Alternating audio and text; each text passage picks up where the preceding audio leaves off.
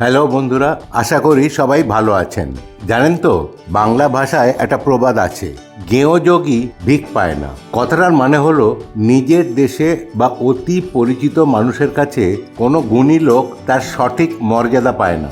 তাই 5 টাকার একটা কলা বা 10 টাকার একটা পেয়ারা না খেয়ে আজকাল অনেকেই 150 থেকে 300 টাকা কেজির অ্যাভোক্যাডো খাওয়ার চিন্তা করে।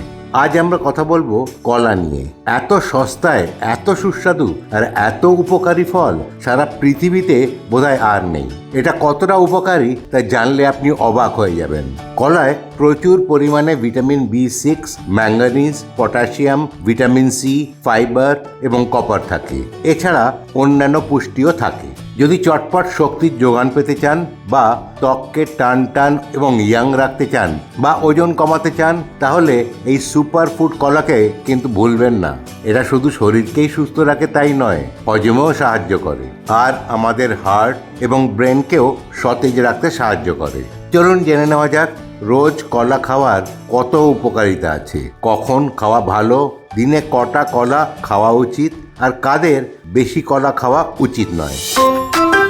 নাম্বার 1, কলা চটপট শক্তি ও এনার্জির যোগান দেয়। কলায় প্রাকৃতিক চিনি ও কার্বোহাইড্রেট থাকে। এটা খুব দ্রুত শরীরকে শক্তি যোগায়, ফলে সারাদিন সতেজ ও কর্মক্ষম রাখতে সাহায্য করে।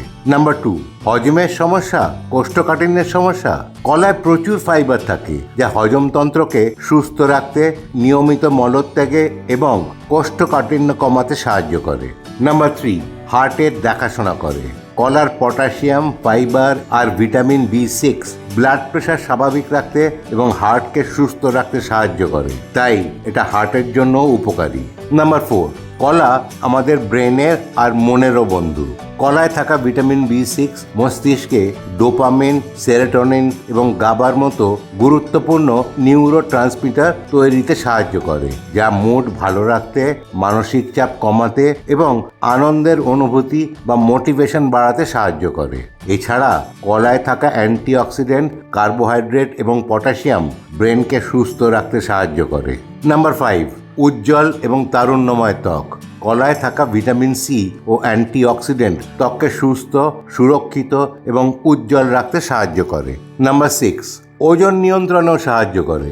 কলায় থাকা ফাইবার দীর্ঘক্ষণ পেট ভরা রাখার অনুভূতি দেয়, তাই অতিরিক্ত খাওয়া কমাতে সাহায্য করে।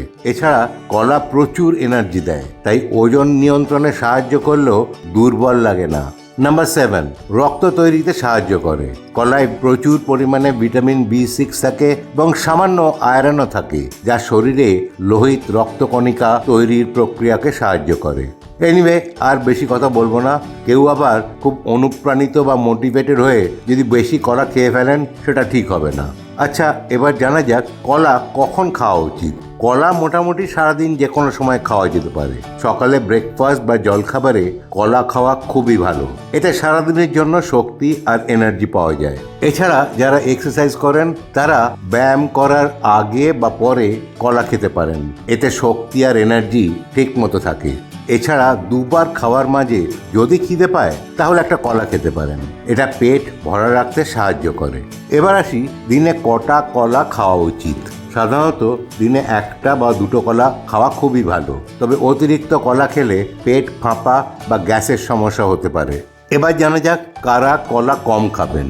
যাদের ডায়াবেটিস আছে বা কিডনির সমস্যা আছে বা ডাক্তার পটাশিয়াম কম খেতে বলেছেন, তারা চিকিৎসকের পরামর্শ অনুযায়ী খাবেন। আশা করি এই ভিডিও তথ্যগুলো আপনাদের উপকারে লাগবে। যদি ভিডিওটা আপনাদের ভালো লেগে থাকে তাহলে সাবস্ক্রাইব ও লাইক করে সঙ্গে থাকার অনুরোধ রইল। সুস্থ থাকুন, আনন্দে থাকুন। ধন্যবাদ।